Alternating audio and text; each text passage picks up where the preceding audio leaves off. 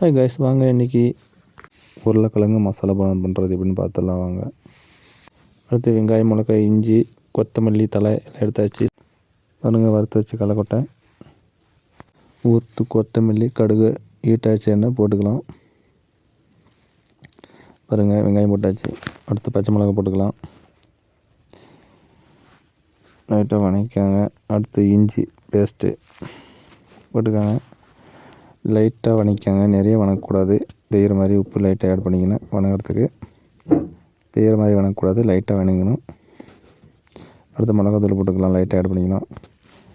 அடுத்து மஞ்சாத்தூள் போட்டுக்கலாம்,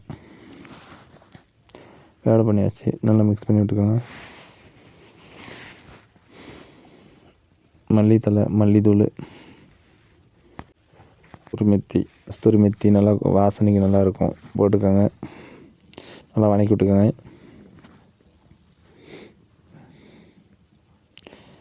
வணங்கியாச்சு. இப்போ களைக்கொட்டை போட்டுக்கலாம்.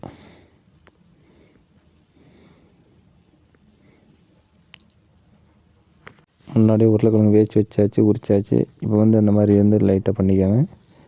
அப்போ தான் கையெல்லாம் அசகனங்களாம் ஈரமாயிரும். அப்புறம் வந்து கோடு பண்ணும்போது கஷ்டமாக இருக்கும். இப்போ வந்து நல்லா மசாலா பண்ணி சாட்டு மசாலா போட்டுக்கோங்க. நீங்கள் கரம் மசாலா இருந்தால் போட்டுக்கலாம். சாட்டு மசாலா போட்டால் இன்னும் டேஸ்ட்டாக வரும். அஞ்சூர் பவுட்ரு இருந்தாலும் போட்டுக்கலாம். உப்பு ஆட் பண்ணிக்கலாம். கொத்தமல்லி தழை கட் பண்ணி வச்சு இதை போட்டுக்கலாம். மிக்ஸ் பண்ணியாச்சு. கடல மாவு எடுத்து போட்டாச்சு. லைட்டாக ஓமம் ஆட் பண்ணிக்கோங்க, அப்போ நல்லா டேஸ்ட்டுக்கு வரும். லைட்டாக சோட்டா மாவு, அடுத்து மிர்ச்சி பவுட்ரு, லைட்டாக மஞ்சள் பவுட்ரு போட்டுக்கோங்க, உப்பு. இதை நல்லா மிக்ஸ் பண்ணி விட்டு அந்த லைட்டாக எண்ணெய் ஆட் பண்ணிக்கோங்க, ஆயில். அப்போ தான் வந்து கடக்கு நல்லா கிடைக்கும். தண்ணி ஊற்றிக்கிட்டேன், மிக்ஸ் பண்ணுறது தெரியும் பாருங்கள், உங்களுக்கு தெரியும். நல்லா மிக்ஸ் பண்ணிக்கோங்க. நல்லா அந்த கட்டி உள்ளே இருக்கக்கூடாது. பாருங்கள், இந்த அளவுக்கு வரணும். பாருங்கள், இப்படி இருக்கணும். காடை ரொம்ப பத்தலாக இருக்கக்கூடாது, மெலிசாக்கும். அடுத்தது போண்டா, ஆல்ரெடி போண்டா கோல் பண்ணி வச்சுருந்தேன். இப்போ பாருங்கள், எண்ணெயில் போடுவேன்.